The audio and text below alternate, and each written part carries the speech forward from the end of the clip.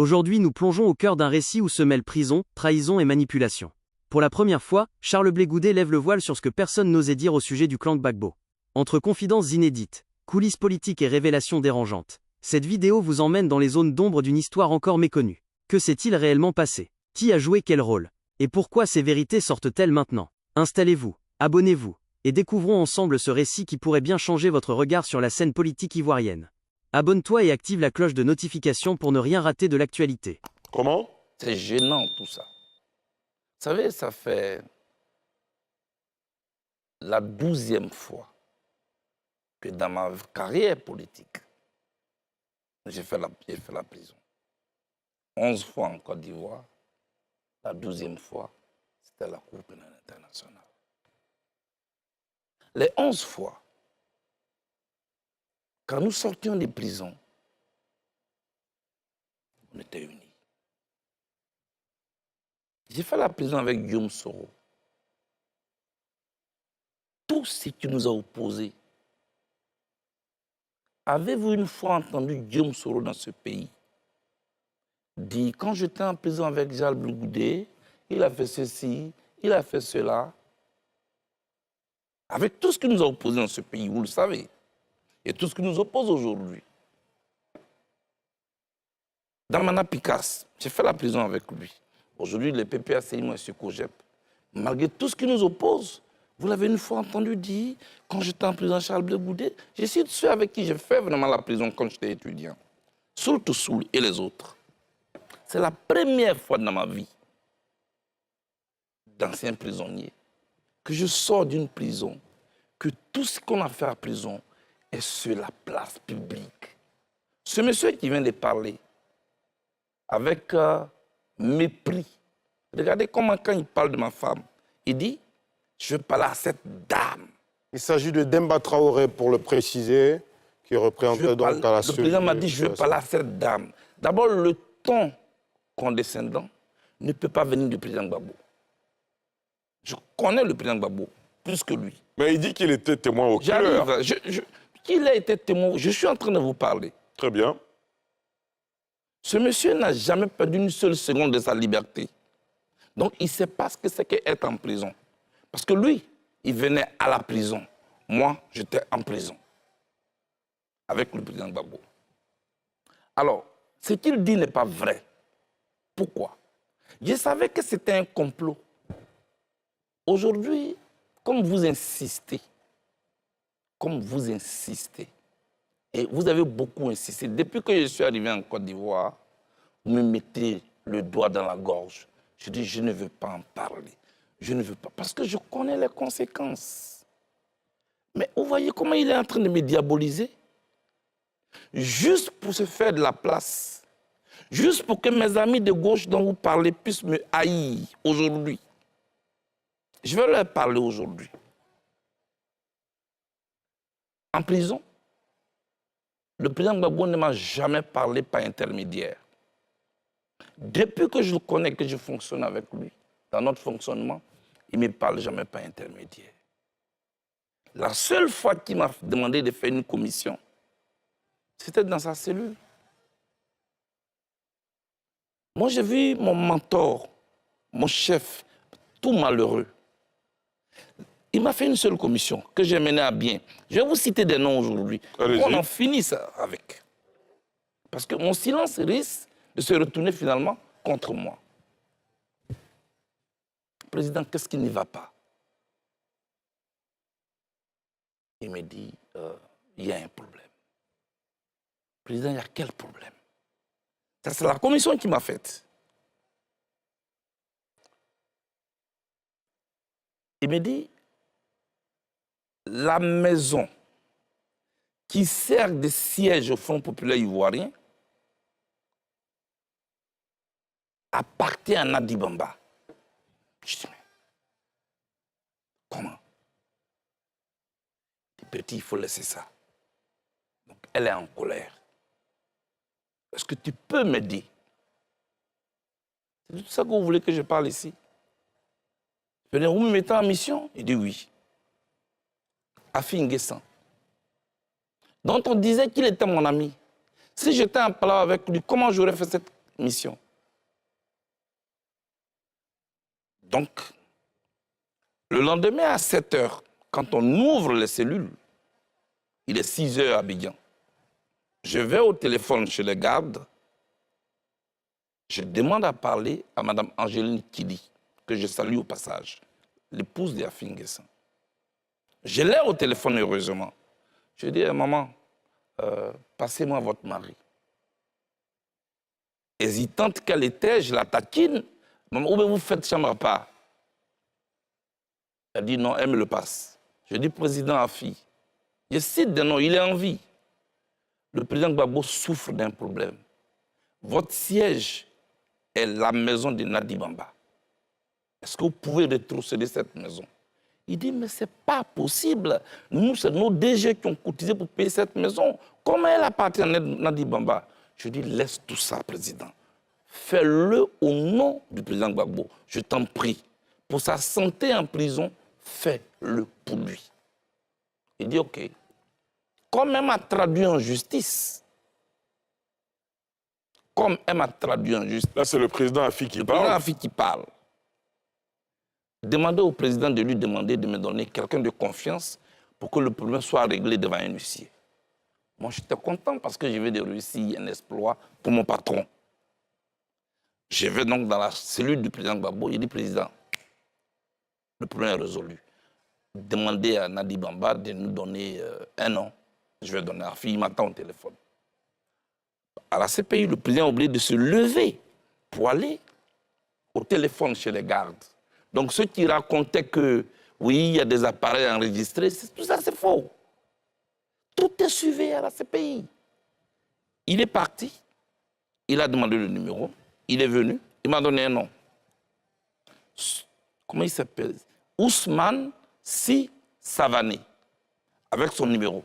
Voilà le nom que Nadi Bamba a donné. Tout content, je vais au téléphone, je dis à Affi N'Guessan, voici le numéro. Le samedi, nous descendons donc dans la salle de visite. Nadi Bamba est contente. Merci Blé. La maison m'a été rétrocédée. Si je vends cette maison, je te donnerai ta part. Je dis non, attention. Moi, je ne suis pas un agent immobilier. Peut-être que c'est là ma faute. Mais j'ai plutôt une commission à vous faire.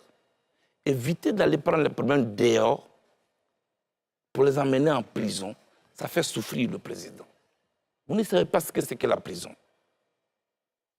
Ali, je dis aujourd'hui aux membres du PPACI, ce qui leur sert de siège aujourd'hui, c'est la seule commission que le président Gbagbo m'a faite. À partir de là, est-ce que je deviens l'ennemi? Tout le narratif qui a été construit autour du président Gbagbo, c'était pour nous éloigner.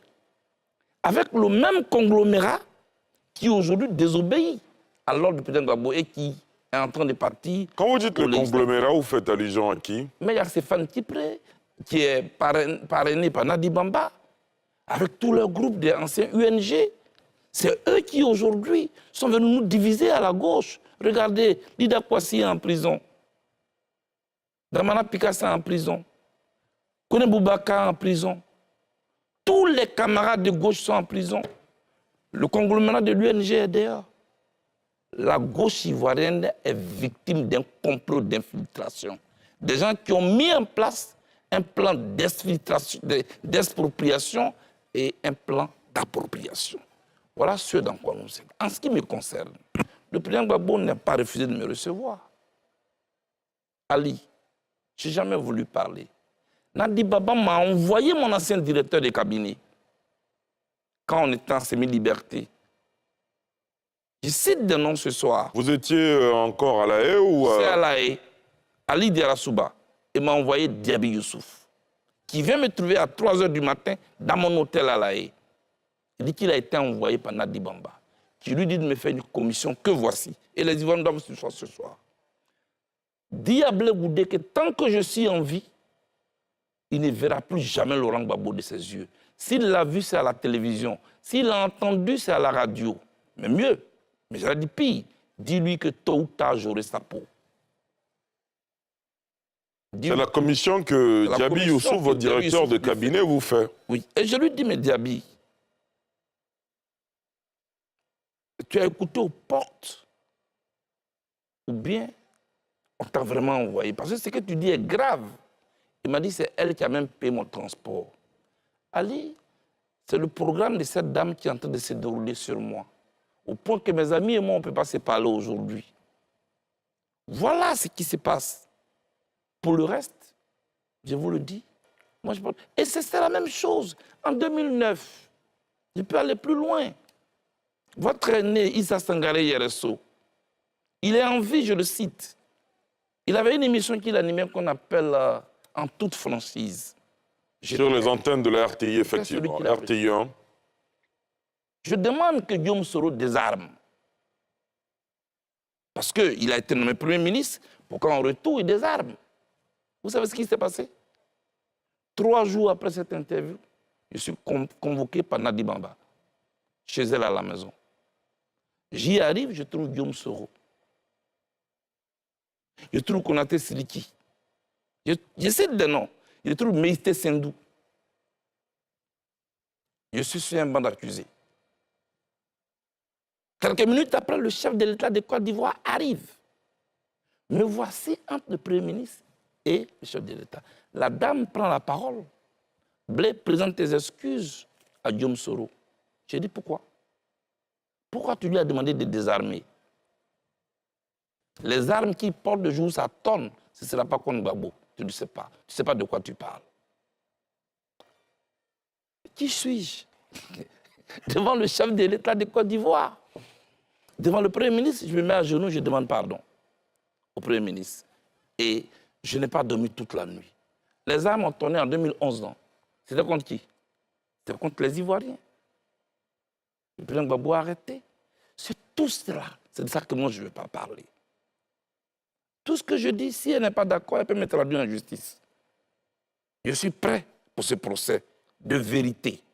Parce qu'on ne peut pas gâcher tout un combat comme ça. Toute ma vie, je n'ai fait que faire la prison. J'aime le président Gbagbo.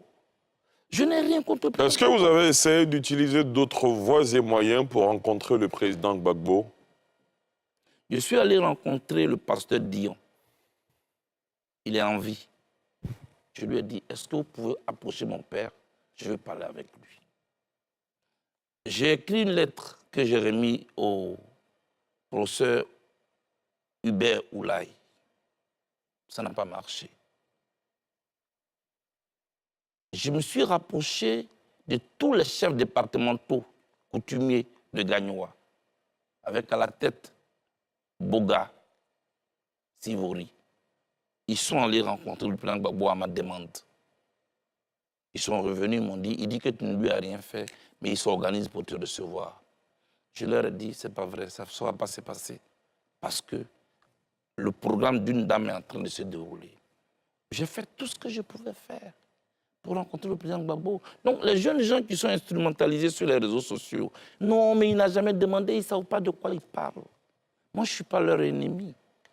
Il y a un complot contre la gauche ivoirienne. L'opposition est aujourd'hui à terre, on ne peut rien faire. Non, quand vous expliquez les choses, il y a peut-être une dent contre vous, mais quand vous parlez de complot contre la gauche ivoirienne, c'est peut-être un peu trop gros. Quand les acteurs, Ali, quand les principaux acteurs ne peuvent même pas s'adresser la parole, des gens qui se réunissaient, qui concevaient, qui ont un parcours commun, qu'ils ont connu dans la douleur de l'histoire de la Côte d'Ivoire. Aujourd'hui, qu'est-ce qui nous oppose fondamentalement? Parce que l'autre a peur de m'approcher, parce que s'il m'approche, il ne peut plus avoir accès au président Gbagbo. Il y a un corridor qui a été installé, avec un guichet unique. Si tu ne passes pas par là, tu ne peux pas. Demandez-le à tous. On se parle souvent en cachette. Voilà l'atmosphère qui a été créée. En conclusion, je lance encore cet appel. Moi, je demande pardon au président Gbagbo si je l'ai choqué. Je ne sais pas ce que j'ai fait. Mais je pense que je peux encore lui apporter beaucoup. Mettons-nous au-dessus de tout cela. Il demeure mon père. Très bien. Merci d'avoir suivi cette vidéo consacrée à ces révélations marquantes autour de Blé Goudé et des zones d'ombre du clan Gbagbo. Ce récit de prison, de trahison et de manipulation ouvre un débat essentiel sur l'histoire politique récente de la Côte d'Ivoire. Si cette analyse vous a éclairé ou interpellé, n'hésitez pas à liker, commenter et partager pour que la discussion continue. Abonnez-vous pour ne rien manquer des prochains contenus, où nous décortiquons ensemble les enjeux, les acteurs et les vérités souvent cachées. À très bientôt pour une nouvelle vidéo. Abonne-toi et active la cloche de notification pour ne rien rater de l'actualité.